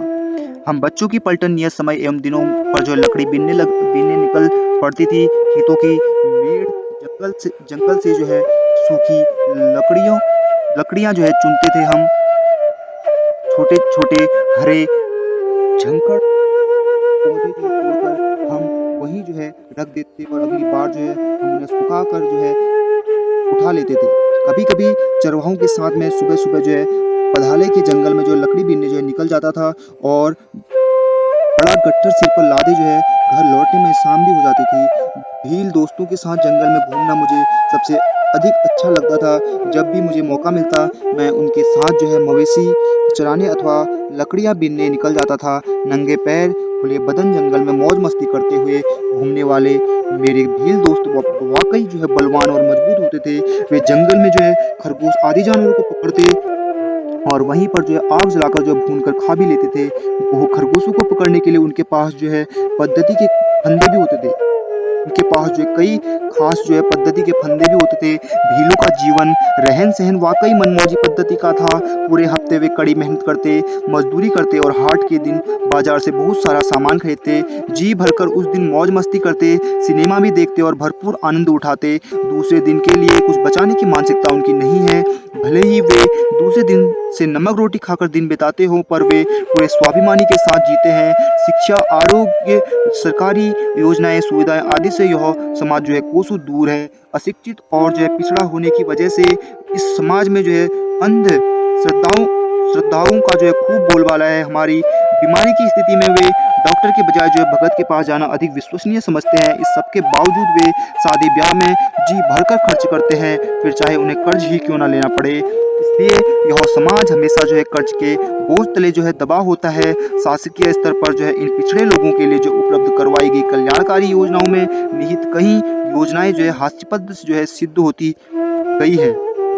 इनके अज्ञान का जो है अनुचित लाभ लेते हुए इन्हें मिलने वाली सुविधाओं को जो है अन्य धूर्त लोगों ने जो है हड़प लिया है। जिसे IRDP योजना के अंतर्गत जो है कई लोगों को कर्जे से जो है गाय प्रदान की गई थी। इन खानाबदोश लोगों को जो है देसी गाय दूहना नहीं आता था और उन्हें जर्सी गाय दी गई है। वे उन्हें पालने में जो है असमर्थ थे। इसका असर यह हुआ कि 2 वर्षों के भीतर जो है 20 लोगों में से जो है 2 लोगों के पास भी गाय न रह पाई। सारी गाय मर गई। अब उनमें से कोई जो है सालदार हैं, तो कोई जो है ईंटों की भट्टी पर मजदूरी कर रहा है। लगातार कटने वाले जंगलों से ने उनका जीना जो है दूभर कर दिया है। जीवन यापन के उनके स्रोतों के साथ साथ उनकी जो है निर्मल संस्कृति का भी लोप हो रहा है। हमें स्वतंत्रता प्राप्त होने पर जो है 60 वर्षों से अधिक का समय बीत गया है, फिर भी भील समाज जो है आज भी दुर्भाग्य से जो है उपेक्षित ही रह गया है। यह समाज जो है राजकीय अथवा जो है सामाजिक दृष्टि से जो है संगठित नहीं हो पाया है। इसलिए इनकी जो है समस्याओं की ओर किसी ने ध्यान दिया ही नहीं। उनके जो है नाम जो जगह आरक्षित रखी गई हैं, वहाँ नाम मात्र के लिए किसी को नियुक्त किया जाता है, बाकी मलाई तो अन्य कई लोग झटक लेते हैं। भले ही स्वतंत्र भारत में शिक्षा का अधिकार आम जनता को मिला होगा, पर बेचारा भील समाज तो रोजी रोटी की फिक्र में ही जो है घिस रहा है। शिक्षा से अधिक महत्वपूर्ण उनकी समस्या पेट से जुड़ी हुई है। अपने बचपन में मैंने जो है शारीरिक मेहनत के जितने भी काम किए हैं, उनमें सर्वाधिक मेहनत का काम था कुएं की खुदाई का। टिकाऊ सब्बल से जैसी जो है पैनी और भारी वस्तुओं को इस काम में उपयोग में लाया जाता था। कुएं की दिन भर की खुदाई के बाद जो भी मलबा निकलता, उसे खास प्रकार की टोकरियों में भरकर जो ऊपर खींचा जाता। इन टोकरियों की सिकाई होती थी इन टोकरियों को जो है सिकाई कहते हैं। मलबा भरने के बाद जो इसका वजन खूब बढ़ जाता। जब मैं इस काम पर था तब मैंने देखा कि सिकाई में भरी मिट्टी और पत्थरों को दो मजदूर जो है कुछ कुछ दूरी पर जो है बने टीले पर डाल देते थे। नए मजदूर सिकाई ढोते थे और अनुभवी मजदूर जो है कुएं की खुदाई करते थे। करीब 1 साल तक जो किसी ने मुझे कुएं में उतरने न दिया था। मैं सिकाई खाली करने का काम करता था। एक दिन खुदाई के लिए मजदूर कम थे, अतः मुझे जो है कुएं में उतरने की इजाज़त मिल गई। मेरे काम की प्रशंसा सभी ने की। इन भारी परिश्रमों का जो है महन ताना प्रतिदिन जो है 5 रुपये मिलता था, जो मेरे लिए जो है महत्वपूर्ण था, क्योंकि जीवन के उस दौर में मेरा सारा ध्यान सिर्फ पैसों की ओर लगा रहता था। काम मेरी क्षमता से कहीं अधिक मेहनत का होते हुए भी मैं उसे जो है करता रहा। गांव में जो है किराए पर एक ट्रैक्टर चलता था, जिस पर कुछ मजदूर काम किया करते थे। ट्रैक्टर में पत्थर, बजरी, ईंटें, खाद, गिट्टी मिट्टी आदि की ढुलाई होती थी। वहाँ मजदूरी अच्छी मिलती थी, इसलिए मुझे जो है इस काम का जो है आकर्षण खूब था। अन्य सभी प्रकार के मेहनत वाले कामों में मैंने अपनी योग्यता सिद्ध कर ही दी थी। अब मुझे जो है ट्रैक्टर पर जाने की तीव्र इच्छा हो रही थी। एक दिन उनमें से एक मजदूर काम पर नहीं आया था और तब मुझे जो है मौका मिल गया। मुझे जो है खाद बटोरने भरने का जो है काम बिल्कुल अच्छा न लगता था। इस काम में जो है धूल और मिट्टी जो है नाक में, मुँह में चली जाती थी और साथ ही जो है खाद की जो है बदबू भी असहनीय लगती थी। कभी-कभी खाद में जो है अथवा पत्थरों के नीचे बिच्छू भी होते थे। दिन भर की मजदूरी के बाद शाम को सारा बदन जो है धूल और पसीने के मिश्रण से जो है चिपचिपा हो जाता था। गंदगी की परत ही सारे शरीर पर बैठ जाती थी। गर्मी के दिनों में सारा शरीर जलने लगता। रोटी सब्जी के डिब्बे में रखा खाना जो है धूप की वजह से खराब हो जाता। फिर भी मुझे इस बात का गर्व होता था कि मैं उम्र में छोटा होने पर भी मैं बड़े मजदूरों के साथ जो है मुस्तैदी से अपना काम जो अच्छी तरह से करने की क्षमता रखता हूँ। मैं छुट्टी के दिन अथवा मौका मिलने पर जो स्कूल अथवा जो कॉलेज से भागकर इस प्रकार के जो है काम कर लेता था। उस समय का एक किस्सा सदैव मेरे स्मरण में रहा है। ट्रैक्टर में सामान ढोने के लिए हमें जो है आसपास के गांव में भी जाना पड़ता था। एक दिन खाद भरने के लिए जो है हम सारे मजदूर दही गांव पहुंचे, जिनके यहाँ जो है हम खाद ढोने गए थे। वो मेरे सहपाठी संग्राम पाटिल के चाचा थे, संग्राम स्कूल में, और आगे भी मेरा अच्छा दोस्त था। हम वह अमीर घर का लड़का था और उसमें जो है अपनी यह परिस्थिति छिपाना चाहता था और उससे मैं अपनी यह परिस्थिति छिपाना चाहता था। गांव के एक-एक छोर से जो है उनके घर तक जो है दिन भर हमें खाद की ढुलाई करनी थी। वहां से मुझे संग्राम का घर साफ-साफ दिखाई दे रहा था, परंतु उससे मिलने की हिम्मत मैं जुटा नहीं पा रहा था। मुझे अपनी गरीबी पर जो है बेहद शर्म आ रही थी। दोपहर में अचानक हम सभी मजदूरों को एक जगह खाने के लिए जो है भोजन का न्योता दिया गया। गांव में किसी वृद्ध की मृत्यु हो जाने पर जो उनकी 13वीं के अन्नदान का जो है न्योता था। संग्राम के घर के ठीक सामने ही एक कतार में वो हमें भोजन के लिए बैठाया गया था। मैंने अपने सिर पर एक बड़ा सा रुमाल इस तरीके से बांध लिया था कि मेरा आधा चेहरा जो है छिप जाए। मेरे भाग्य ने मेरा साथ दिया। संग्राम के पिताजी खाना परोस रहे थे, परंतु वे मुझे पहचान न पाए। दोस्तों, ये है चैप्टर बन गया बुक का पार्ट 2। और अगर आप जानना चाहते हैं कि आगे आईएएस राजेश पाटिल के जीवन में कौन-कौन सी घटनाएं घटी, तो मेरे साथ जो है पार्ट 3 में बने रहें। धन्यवाद दोस्तों।